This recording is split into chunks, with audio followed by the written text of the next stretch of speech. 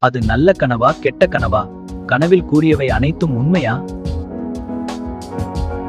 தேவையான சிறிய மரப்படகை தயார் செய்ய துவங்கினான். ஒரு வழியா மரப்படகு செய்து முடிச்சாச்சு. பௌர்ணமி வரைக்கும் காத்திருந்து மனதில் தைரியத்துடன் கடலில் பயணத்தை தொடங்கினான்.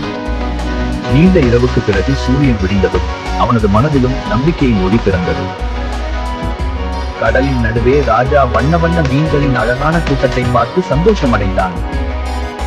ஒரு மீன் கொத்திப் பறவை மீனை கொத்திக் கொண்டு சரசரவென வானில் பறந்து சென்றது.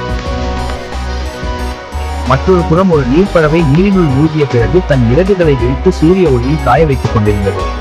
சிறிது நேரத்தில் கனவில் கூடிய அந்த பாறை அவனின் கண்முன்னே தென்பட்டது. அதனை நோக்கி படகினை அவன் செலுத்தினான். பாறை எழுதியதும் தனது உண்மைதான் என்று கூறிக்கொண்டே அந்த பாறையை அவன் தொட்டு முத்தமிட்டு மகிழ்ச்சி அடைந்தான். பின்னர் வடக்கு திசையை நோக்கி படகினை அவன் திருப்பினான். அந்த தீவை நோக்கி அவனது பயணம் ஆரம்பமானது. நண்பர்களே, அடுத்த எபிசோட பார்க்க வஹா ஸ்டோரி டூன்ஸ் சேனலை சப்ஸ்கிரைப் பண்ணி எங்களை சப்போர்ட் பண்ணுங்க. நன்றி.